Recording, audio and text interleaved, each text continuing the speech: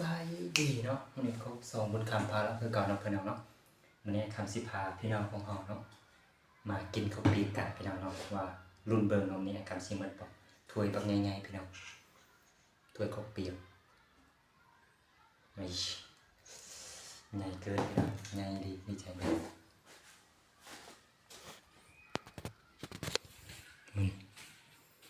อะไรอยู่3 ง่ายเติมพี่น้องเนาะรุ่นเบิร์นว่าไอ้คำสิมันบอกมันนี่รุ่นน้ำกันเลยเนาะพี่น้องเนาะ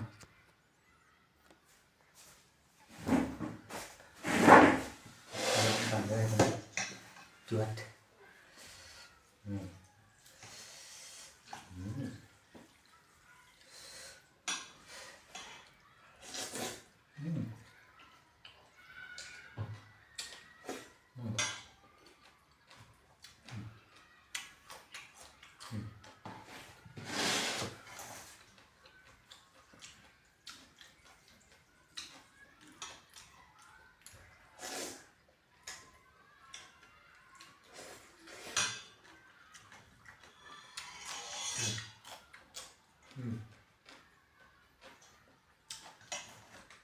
เนาะ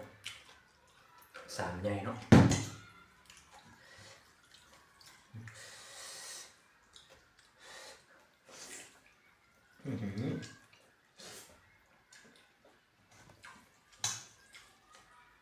มาลุ้นกันเนาะว่าคำฟินมันบอก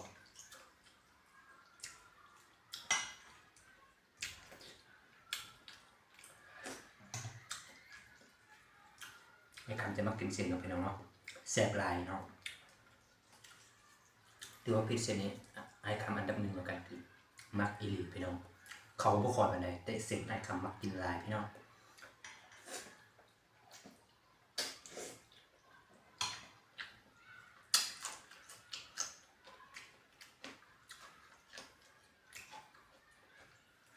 มาลุ้นเบอร์ซิมเบอร์ดูดเนาะ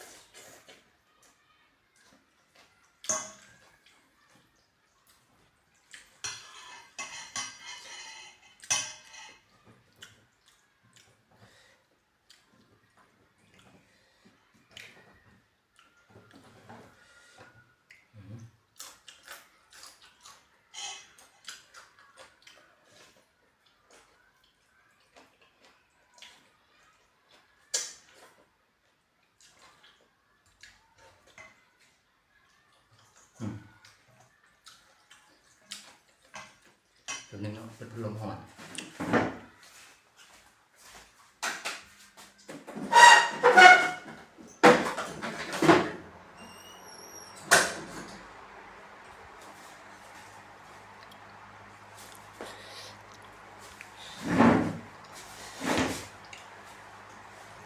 ดูที่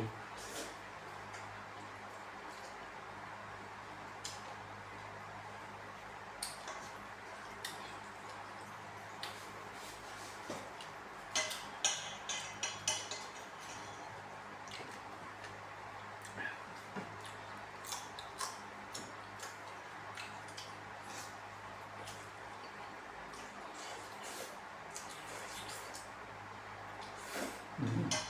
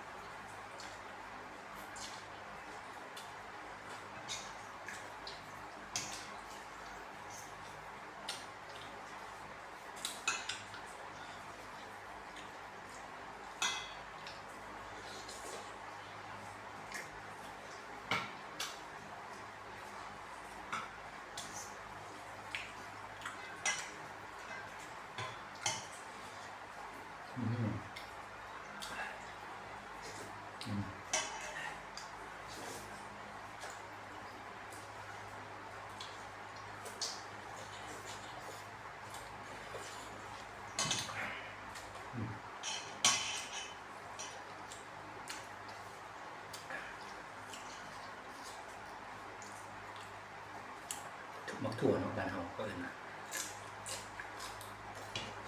ภาษาบ้านเฮาก็เอิ้นมักถั่วพี่น้องกินข้าวเปียกจับแซ่บนี่จะเป็นครั้งแรกเนาะพี่น้องเนาะที่ไอ้คำกินตัวใหญ่แต่ปกติบ่ได้ใหญ่ปานนี้แต่ก็ถือว่าใหญ่อยู่เนาะพี่น้องถือว่าอันนี้เป็นครั้งแรกที่ใหญ่ที่สุดที่เคยกินเนาะ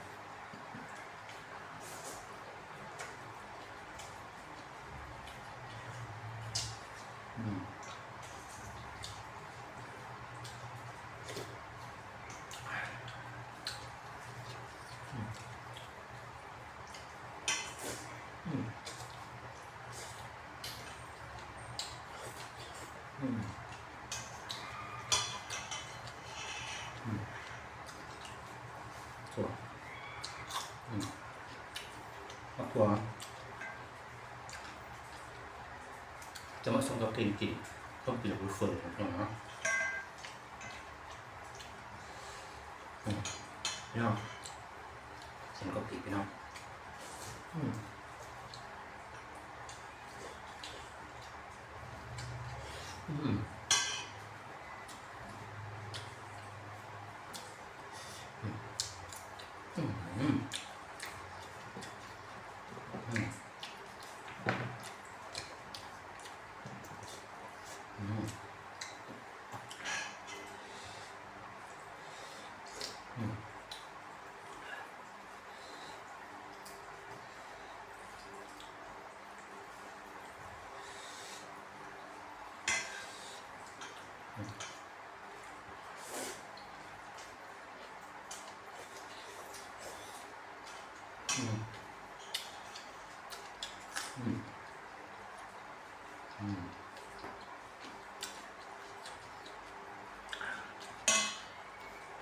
สุดยอด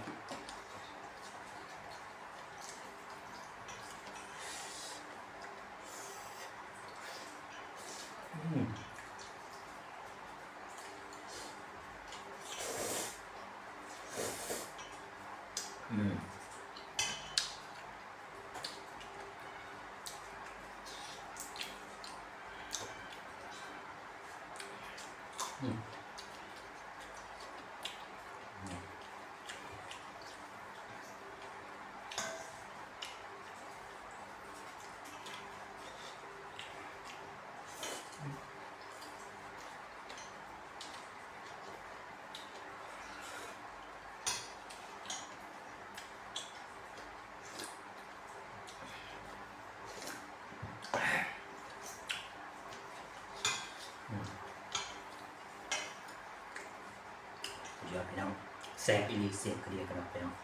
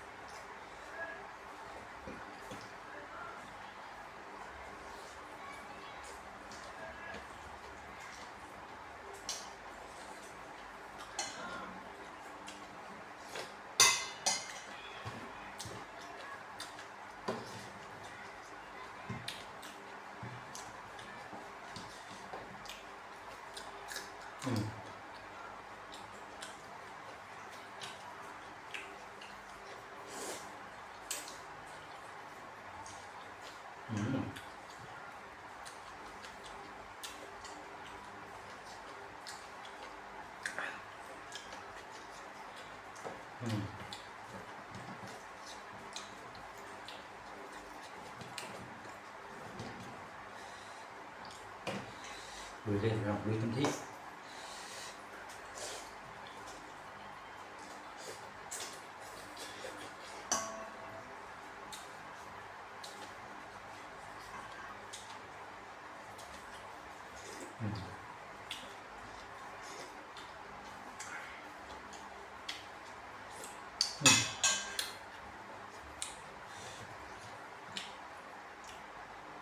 ถั่วไปเนาะ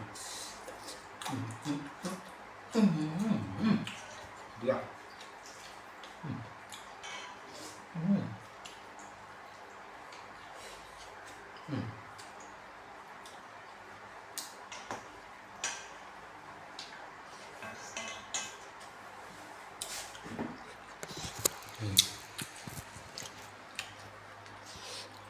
พี่น้องเนาะอย่างไรนึงเนาะ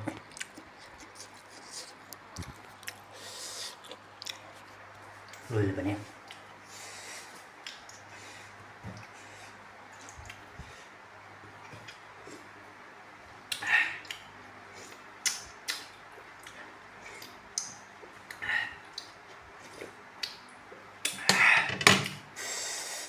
สุดยอดพี่น้องทั้งแสบทั้งเผ็ดพี่น้องนี่ถือว่าเป็นสุการแรกของพี่น้องที่กินตัวใหญ่กว่านี้เนาะปกติเรากินแบบบ่ได้ใหญ่กว่านี้นะอันนี้เป็น3เลยพี่น้องปกติไอ้การจะกินแบบถ้วยแบบใหญ่เนาะแต่อันนี้จะใหญ่ถือว่าประวัติศาสตร์เลยคือใหญ่ที่สุดสำหรับไอ้ครับ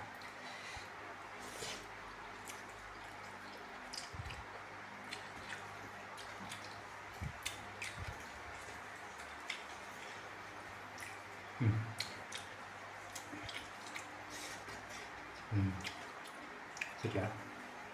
สุดเด็ดพี่น้อง